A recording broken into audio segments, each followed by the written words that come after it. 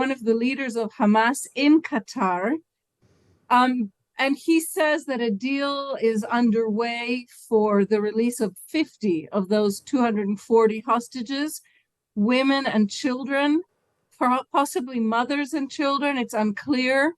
And that this would be in exchange for 5 days of pause in the fighting on both sides, and for the release of also women, children, and elderly prisoners Palestinian prisoners held in Israeli jails. I gather that Qatar says it's trying to broker a deal for the release of some or all of the hostages. What is the latest that you've heard?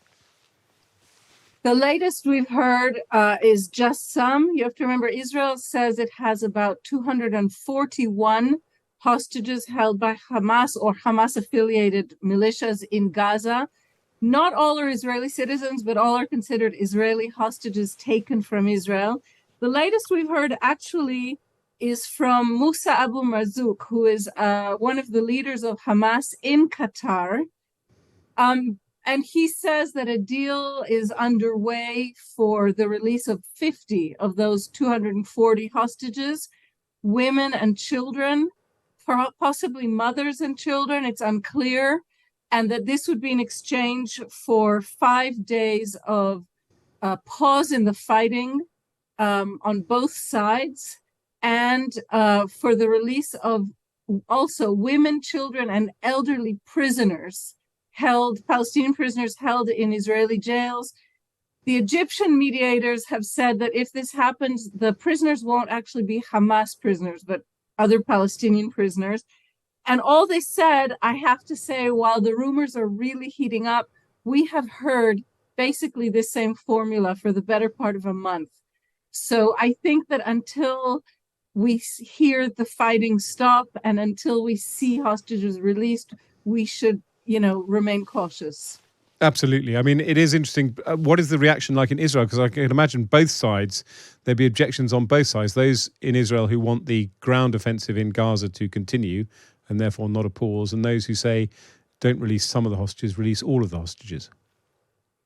Yes, all of that you can hear in the Israeli space today. And I have to tell you, today has been an especially stomach-churning day. There has been a hearing in the Knesset over a bill that was proposed by the Israeli Minister for National Security, Itamar Ben-Gvir, to have a death penalty, which is not currently on Israeli law books, for terrorists. Now, this is never going to become law. It's not even supported by the coalition. But this minister, who is a former terrorist himself, he was convicted of acts of terror, when he was younger, an extremist Jewish nationalist. He brought this bill up in order to get attention, and he managed to. His legislators ended up screaming today in the Knesset, in the Israeli parliament, at Israeli families who have either lost loved ones who were murdered in the original Hamas attack, or who have relatives who are hostages. And he and his legislators were literally screaming at them, you don't have a monopoly on pain, you can't direct the army. An absolutely filthy spectacle that kind of breaks open the extremes of feeling among, I would say, between the ultra-right in Israel, which is right now in power, and these just, suffering, miserable families. That is extraordinary. It's not something that's got any or much coverage in the UK. It's still underway. Just what you're hearing is almost live coverage of what happened. That's why it hasn't come out yet. And so, because this leads me on to another point, because the debate about Benjamin Netanyahu's future as prime minister is also hotting up. There's no question of this being a calm wartime coalition. There is a very vigorous debate about whether he should be replaced.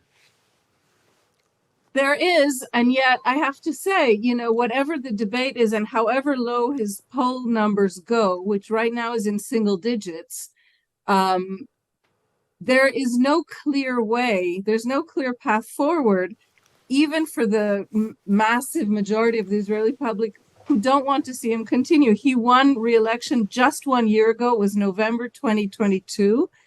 And he has a very fractious, very extremist, very kind of, uneven coalition. Yeah, as demonstrated in the Knesset today. That's exactly right. But the same minister who dared today to scream at bereaved families knows that if he doesn't stay in this coalition, he has very little chances of being reelected.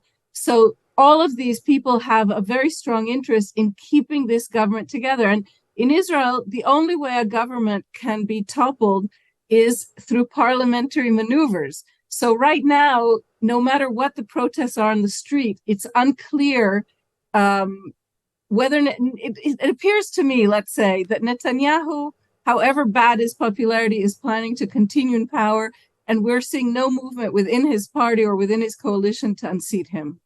Very interesting, because various different names keep popping up as potential prime ministers. But what you're saying is that the coalition, because there's no clear alternative being formed to replace Netanyahu for the foreseeable future, he'll stay in place, despite having lost the confidence, really, of the population of Israel, because he failed, they would say, in his first duty, which was to protect Israel's borders.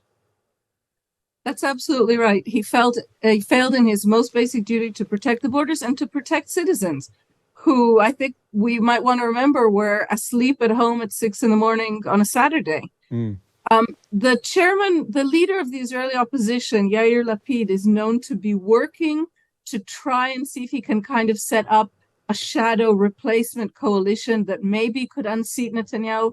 But right now, there's nothing concrete.